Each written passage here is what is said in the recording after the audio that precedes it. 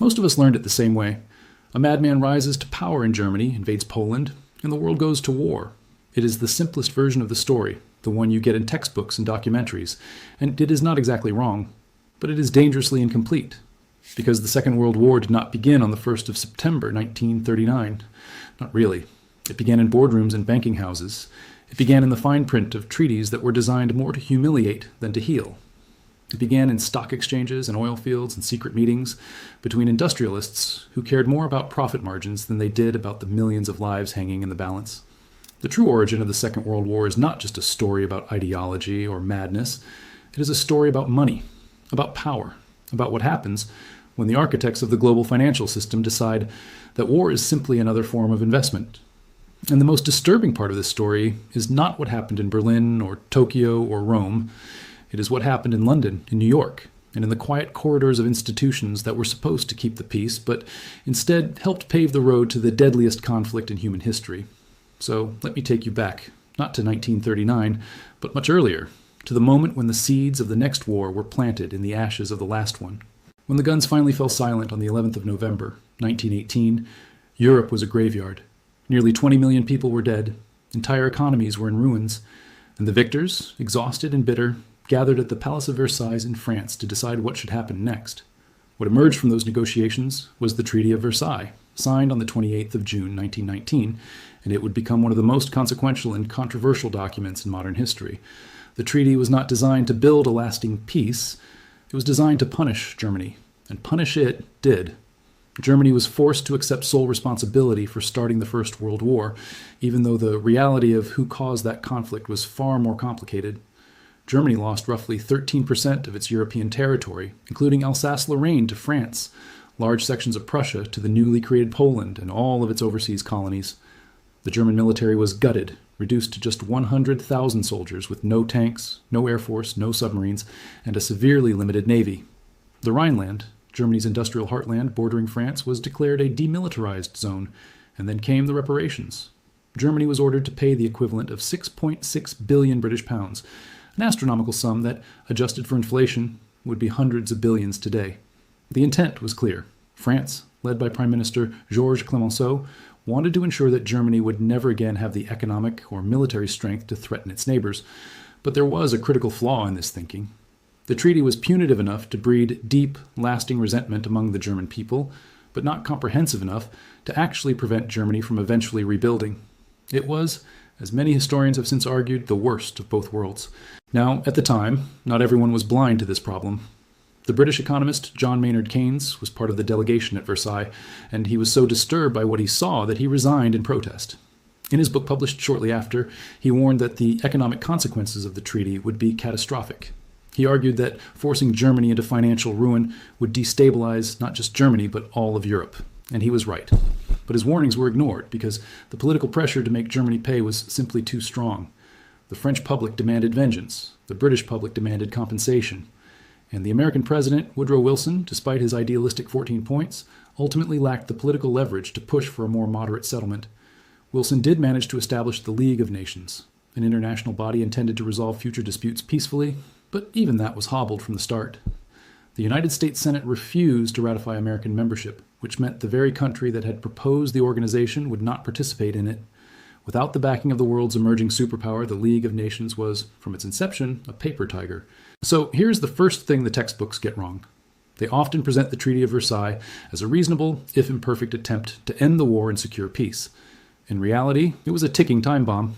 It created the economic conditions, the political resentment, and the institutional vacuum that would allow the next war to gestate for 2 decades before exploding across the globe. But the treaty alone does not explain how Germany went from a humiliated, bankrupt nation to the most dangerous military power on earth in less than 20 years. For that, you need to follow the money, and the money leads not to Berlin, but to Wall Street. In the years immediately following the treaty, Germany's economy collapsed. The reparations burden was crushing, and the German government, unable to generate enough revenue to make the payments, resorted to the only tool it had available, printing more money. By 1923, Germany was in the grip of hyperinflation so extreme that it defies comprehension. A loaf of bread that cost 250 marks in January of that year cost 200 billion marks by November. Workers were paid twice a day so they could rush out and spend their wages before the money became worthless by the afternoon. People burned banknotes for warmth because the paper was literally worth less than firewood. Savings accounts that had taken lifetimes to build were wiped out overnight. The middle class, the backbone of any stable society, was destroyed. This was not just an economic crisis, it was a psychological one. An entire generation of Germans watched their life's work evaporate, and they were furious. They blamed the treaty, they blamed the politicians who had signed it, and they blamed the foreign powers who had imposed it. This fury did not dissipate when the hyperinflation eventually ended. It settled deep into the national psyche, and it waited. Meanwhile, the situation had created a different kind of crisis in France and Britain.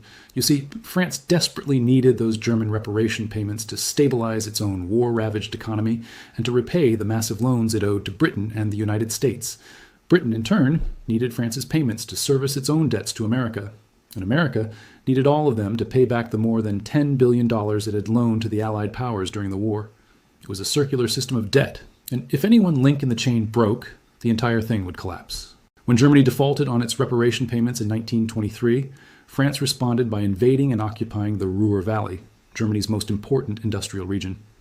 French and Belgian troops seized control of the mines and factories, attempting to extract the payments by force. The German government responded with passive resistance, ordering workers to go on strike. The result was economic paralysis in both countries and a diplomatic crisis that threatened to unravel the entire post-war settlement.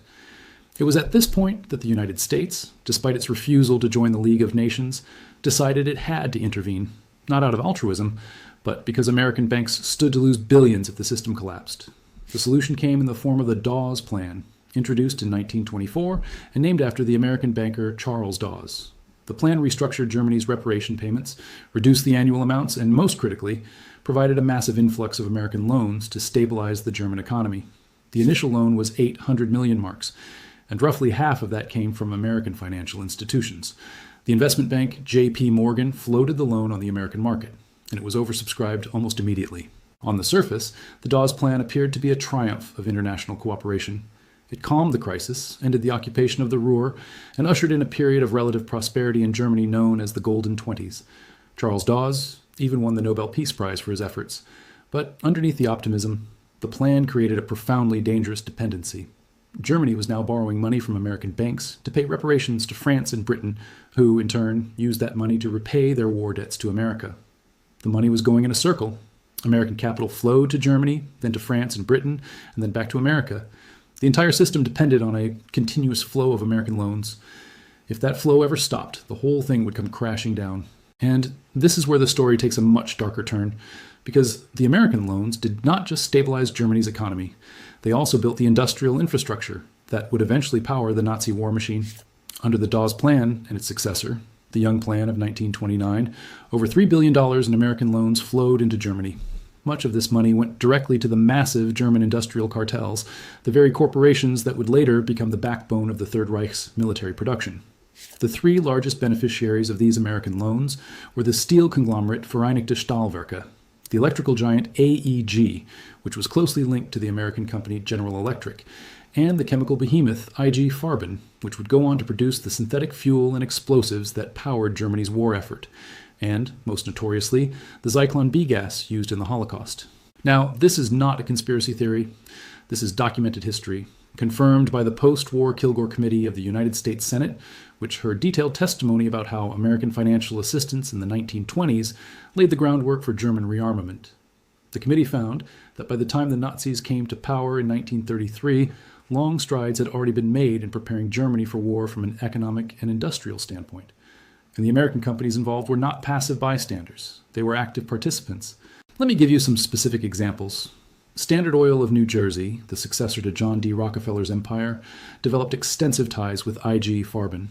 Through a series of agreements in the late 1920s and early 1930s, Standard Oil transferred critical technology for producing synthetic fuel from coal, a capability that was absolutely essential for Germany because it had abundant coal but almost no domestic oil supply. Without synthetic fuel, the German military could not have sustained any major military campaign. General Motors, controlled by the J.P. Morgan Financial Group, owned Opel, which was one of the two largest tank producers in Nazi Germany. The other was a subsidiary of the Ford Motor Company. In 1936, the Nazi government granted Opel tax-exempt status to help General Motors expand its production facilities in Germany.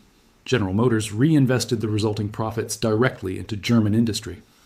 Henry Ford himself received the Grand Cross of the German Eagle, one of the highest honors the Nazi regime could bestow on a foreign citizen, in recognition of his contributions to the German economy and, it should be noted, his virulently anti-Semitic publications, which Adolf Hitler admired and referenced in his own writings. IBM, through its German subsidiary Dahomag, provided the Nazis with the punch card technology and tabulating machines that were used to organize census data, track populations, and ultimately facilitate the logistics of the Holocaust. ITT, the telecommunications giant, maintained its German operations throughout the war and even helped improve the communication systems used by the German military. DuPont, the chemical company, had agreements with IG Farben that involved the sharing of patents and technical knowledge related to explosives and propellants. By the early 1930s, an elite group of roughly 20 of the largest American corporations had significant German connections, including Union Carbide, Westinghouse Gillette, Goodrich, Singer, Eastman Kodak, and Coca-Cola. American law firms, investment banks, and trading houses facilitated these relationships, and among the most prominent was the Wall Street law firm Sullivan and Cromwell, whose senior partner, John Foster Dulles, would later become the United States Secretary of State. Now, to be fair, many of these business relationships predated the Nazi regime, and the American executives involved often argued that they were simply pursuing legitimate commercial interests.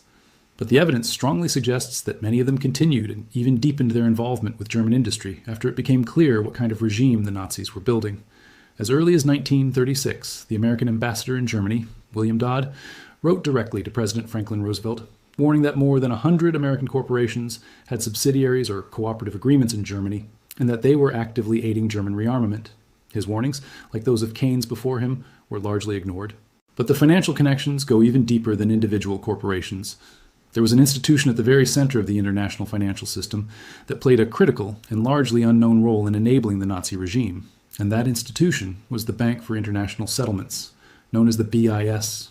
Founded in 1930 in Basel, Switzerland, the BIS was originally created to manage Germany's reparation payments under the Young Plan. But it quickly evolved into something much more significant, a central bank for the world's central banks, a place where the governors of the most powerful financial institutions on earth could meet, coordinate policy, and conduct transactions beyond the reach of any national government. The BIS was designed to be above politics. It was granted extraordinary legal protections, including immunity from seizure, taxation, and even banking regulation by the Swiss government. Its officials held diplomatic status, its records were confidential, and it operated in a zone of secrecy that made even the most opaque Swiss banks look transparent by comparison. When the Second World War broke out, the BIS did not shut down. It declared neutrality and continued operating. And this is where the story becomes truly disturbing. Throughout the war, the BIS conducted foreign exchange transactions with the German Reichsbank. It accepted gold from the Nazis, gold that had been looted from the central banks of occupied nations like Belgium, the Netherlands, and Czechoslovakia, and in some cases, gold that had been stripped from the victims of the Holocaust. The BIS board included prominent Nazi officials, most notably Emil Pohl, the vice president of the Reichsbank, who described the BIS as the Reichsbank's only real foreign branch. At the peak of Nazi influence, over 67% of the BIS shares were controlled by Germany and its allies. Perhaps the most infamous incident occurred in March of 1939, when the BIS transferred 23 tons of gold held on behalf of Czechoslovakia directly to the German Reichsbank, following Germany's annexation of that country. The transfer was authorized by the Bank of England, whose governor, Montague Norman, approved it without even consulting the British Treasury. His reasoning was that bringing the government into the banking affairs of the BIS would mean ruin. In other words, the sanctity of international banking was considered more important than preventing Nazi Germany from enriching itself with stolen gold. The American president of the BIS during the war, Thomas McKittrick, maintained a working relationship with his Nazi counterparts throughout the conflict. After the war, the Bretton Woods Conference of 1944 actually recommended the dissolution of the BIS, citing its collaboration with the enemy. But the recommendation was never implemented. By 1948, the dissolution was reversed, and the BIS was quietly rehabilitated into the post-war financial order, where it remains to this day as one of the most powerful and least understood financial institutions in the world. Now, let us shift our focus from the financial architecture to the political decisions that turned economic instability into global catastrophe. Because while Wall Street was pouring money into German industry and the BIS was laundering Nazi gold, the political leaders of the Western democracies were making a series of decisions that would prove equally disastrous. On the 29th of October 1929, the New York Stock Exchange crashed and the Great Depression began. The effects were immediate and devastating. American banks, desperate to shore up their own balance sheets, called in their foreign loans. The flow of American capital to Germany, which had been the only thing keeping the Dawes and Young plans afloat, dried up almost overnight. Between 1929 and 1932, German unemployment skyrocketed from roughly 1.3 million to over 6 million. A quarter of the entire labor force was out of work. Industrial production collapsed, banks failed, and the fragile political stability of the Weimar Republic shattered. This was the environment in which the Nazi Party rose to power. In the 1928 Reichstag elections, the Nazis had won less than 3% of the vote. By 1930, amid the worst of the Depression, they won over 18%. By July of 1932, they were the largest party in the German parliament with 37% of the vote. Adolf Hitler promised to tear up the Treaty of Versailles, restore German honor, rebuild the economy, and create a racially pure Greater Germany with expanded living space in the East. To a population that had endured hyperinflation, occupation, humiliation, and now mass unemployment, these promises were intoxicating. But here is another thing the textbooks often gloss over. Hitler did not seize power through a revolution. He was handed power by the German establishment, by the very industrialists, bankers, and conservative politicians who thought they could use him as a tool to advance their own interests. In February of 1933, just weeks after Hitler was appointed chancellor, a secret meeting was held at the Berlin residence of Hermann Göring. Present were roughly 25 of the most powerful industrialists in Germany, including Gustav Krupp of the arms manufacturer Krupp, and executives from IG Farben. Hitler addressed the group directly. He told them that private enterprise could not be maintained in a democracy and that he would eliminate trade unions and communists. He then asked for their financial support. According to Robert Jackson, the former Supreme Court justice who served as the chief American prosecutor at the Nuremberg trials, the industrialists were so enthusiastic that they pledged 3 million Reichsmarks, roughly equivalent to $30 million today, to strengthen and confirm the Nazi Party in power. Gustav Krupp personally pledged 1 million marks. IG Farben contributed 400,000 marks at that meeting alone, and a total of 4.5 million marks by the end of 1933. This infusion of corporate cash saved the Nazi Party from financial ruin. Just months earlier, the party had been nearly bankrupt. The industrialists' money funded the propaganda campaign, the paramilitary operations, and the political maneuvering that consolidated Hitler's grip on power. And these were not just German industrialists acting alone. Their companies had deep financial ties to American corporations. IG Farben's American subsidiary was directly connected to Standard Oil, General Electric, and DuPont. Krupp received loans from American banks. The Union Banking Corporation of New York, managed by Prescott Bush, the grandfather of President George W. Bush, was intimately linked with the financial empire of the German steel magnate Fritz Thyssen, who was one of Hitler's earliest and most important financial backers. Thyssen began personally funding Hitler as early as the mid-1920s, and he later wrote in his memoir that the Young Plan, which was designed by American banker Owen Young and backed by the Morgan Financial Group, was the very thing that drove him to support the Nazis. He believed the financial debt created by the plan would destroy the German economy. Let me pause here for a moment because this part of the story is crucial and it is almost never told in its full context. The standard narrative presents the rise of Nazism as a uniquely German phenomenon, driven by a toxic combination of economic despair, national humiliation, and the charismatic evil of one man. And those factors were absolutely real. But the rise of Nazism was also enabled, funded, and in some cases directly facilitated by international financial interests that had everything to gain from a militarized, industrialized Germany, regardless of who was running it. This does not excuse what Germany did. It does not diminish the responsibility of the German people or their leaders, but it does complicate the clean, simple story we have been told, and it raises profoundly uncomfortable questions about the relationship between capital and catastrophe. Now, as Hitler consolidated power domestically, the Western democracies had the opportunity to stop him. They chose not to, and the reasons why are, again, far more complex than the textbooks suggest. The standard explanation is that Britain and France pursued a policy of appeasement because they were desperate to avoid another war. And that is true, as far as it goes. The trauma of the First World War was still raw. Public opinion in both countries was overwhelmingly anti-war. Politicians who advocated for confrontation risked their careers. And the military establishments of both nations were not yet ready for another major conflict. But appeasement was not just about fear. It was also about economics. Britain in the 1930s was dealing with its own severe economic problems, including high unemployment and industrial decline. Germany, even under the Nazis, was Britain's fifth largest trading partner. Many influential British businessmen and politicians viewed a strong, stable Germany as essential to European economic recovery, and they were willing to overlook a great deal in order to maintain that relationship. Some members of the British elite went further, actively sympathizing with the Nazi regime's anti-communist stance, and even in certain circles with its anti-Semitic ideology. France was in an even more precarious position. Its economy was weaker than Britain's, its political system was fractured, and its military strategy was entirely defensive, centered around the Maginot Line, a massive fortification along the Franco-German border that would prove catastrophically inadequate when Germany simply went around it in 1940. So, when Hitler began openly violating the Treaty of Versailles, the Western powers chose to look the other way. In 1934, he increased the size of the German army beyond the treaty limit of 100,000 soldiers and created a German air force. In 1935, he publicly announced conscription.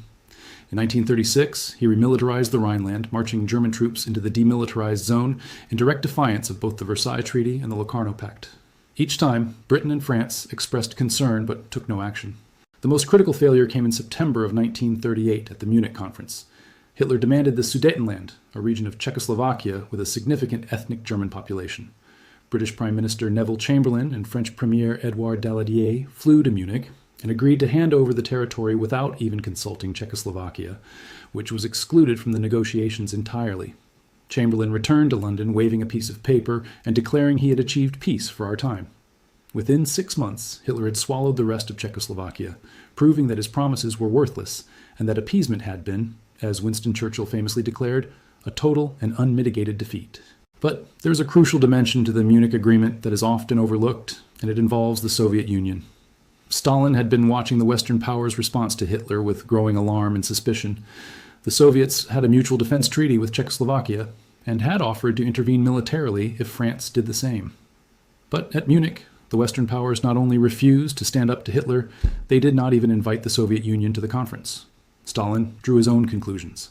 If the Western democracies were willing to hand over their allies' territory to appease Hitler, perhaps they were hoping to redirect German aggression eastward, toward the Soviet Union. Whether or not this interpretation was correct, it had enormous consequences. The Munich Agreement destroyed whatever trust remained between the Soviet Union and the Western Allies. It convinced Stalin that he could not rely on Britain and France to contain Hitler, and it set the stage for the most shocking diplomatic reversal of the 20th century. On the 23rd of August, 1939, the world learned that Nazi Germany and the Soviet Union, two ideological mortal enemies, had signed a non-aggression pact.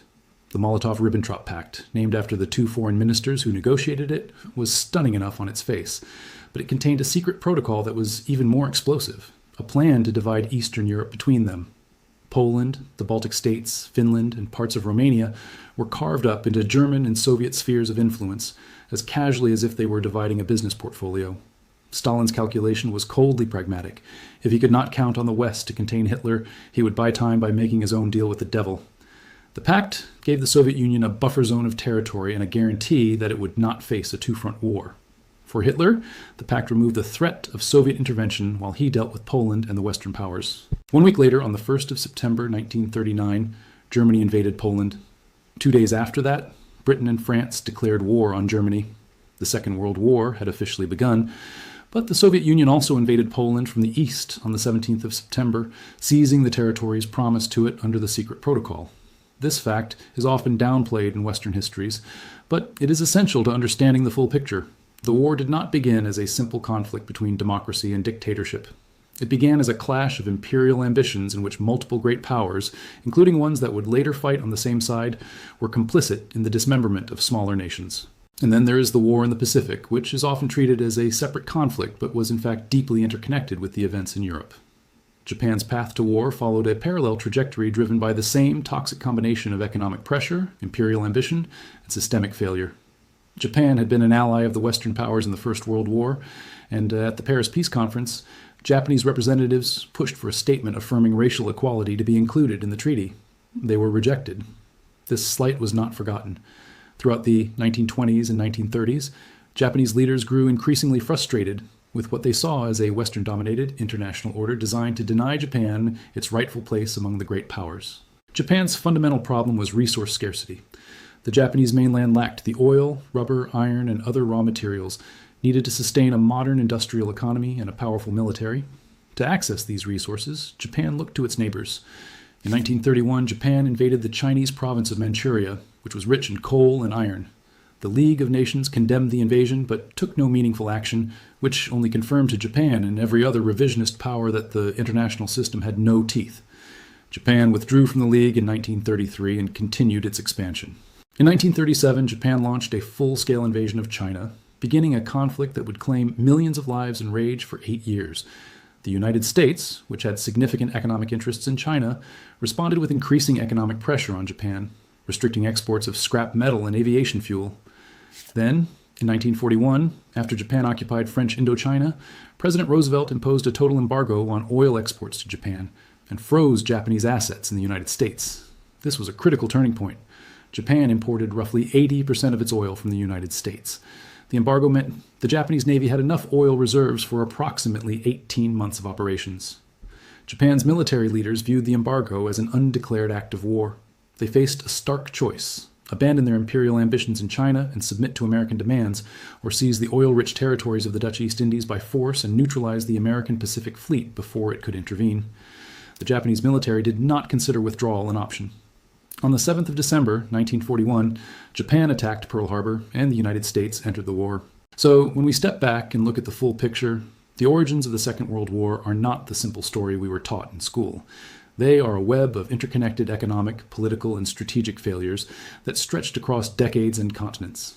The Treaty of Versailles created the conditions for resentment. American capital built the industrial foundation for German rearmament. Wall Street banks and corporations funded the very cartels that brought the Nazis to power.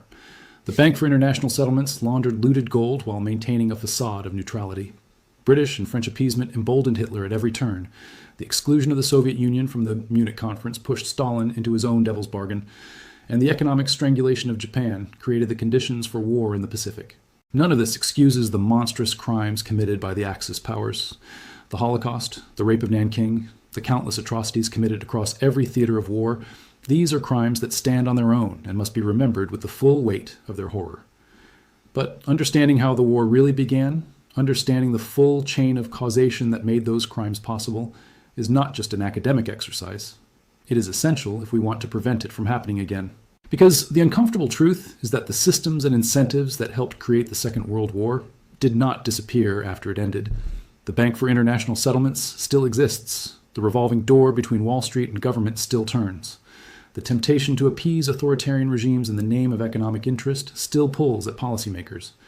And the willingness to sacrifice smaller nations on the altar of great power politics has not gone away. The question that the true origin story of the Second World War forces us to ask is not just how did it happen, but who benefited, and whether those same patterns of power, profit, and political failure are still operating today. Because history does not repeat itself exactly, but it rhymes. And if you listen carefully, you can hear the echoes. The economist Keynes heard them in 1919 when he warned that the Treaty of Versailles would lead to catastrophe. Ambassador Dodd heard them in 1936 when he warned Roosevelt about American corporations arming Germany.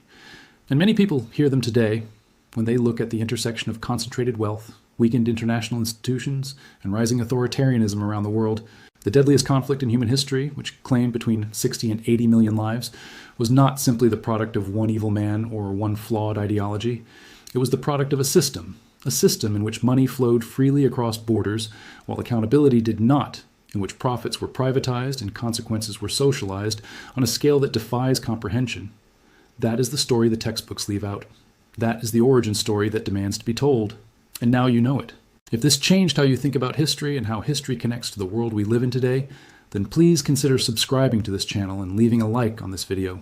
It helps more people find stories like this one, stories that go beyond the surface and dig into the deeper forces shaping our world. I will see you in the next one.